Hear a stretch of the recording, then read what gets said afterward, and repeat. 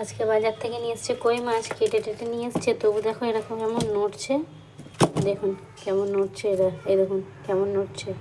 আর এটাই নিয়ে এসছে দেখুন শিঙি মাছ, যাকে আমি নুন দিয়েছি এতক্ষণে মারা গেছে। আমি এবার এটাকে বেছে কেটে নেব। দেখুন দেখুন এই দেখুন মারা গেছে। এগুলোকে আমি আগে থাকতে নুন মাখিয়ে রেখে দিয়েছিলাম, কারণ এগুলো না খুব কাঁটা মারে। এই যে এদের এই কাঁটা যদি একবার লেগেছে না, তো আপনার পুরো 14 পুরুষ ইয়াদ এনে দেবে একদম এই কাঁটা।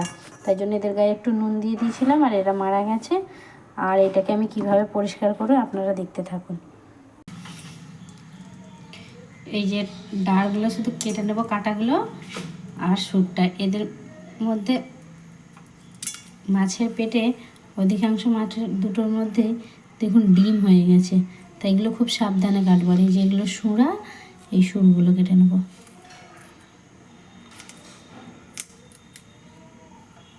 আর পেটটা আমি এখন কাটছি না, ওটা আমি একটু এটার গায়ে কিভাবে পরিষ্কার করে এদের অনেকেই এদের এই হ্যারে ভাব, এই নোংরা গায়ে ছাড়াতে পারে না।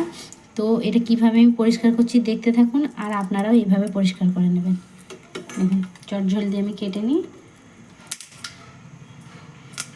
এটার পেটে ডিম হয়েছে, আর ওই আগে যেটা কাটলাম তার পেটে ডিম হয়নি, এটার পেটে ডিম হয়ে গেছে।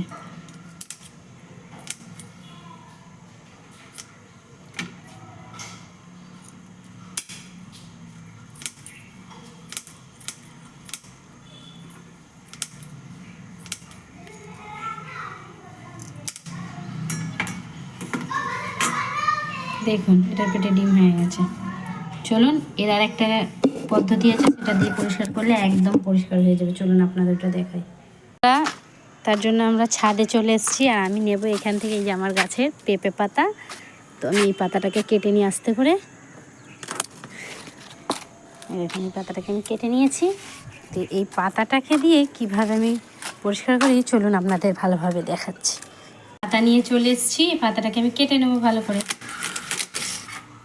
তো আমি দেখুন সবগুলো কেটে নিয়েছি, এবার এগুলো কুচি কুচি করে কাটবো, আর অথবা আপনারা বেটেও দিতে পারেন। আমি তো এই 3টে মাত্র মাছ, তো কুচি কুচি করেই কাটবো ভাবছি, ছোট ছোট করে একদম বারিক।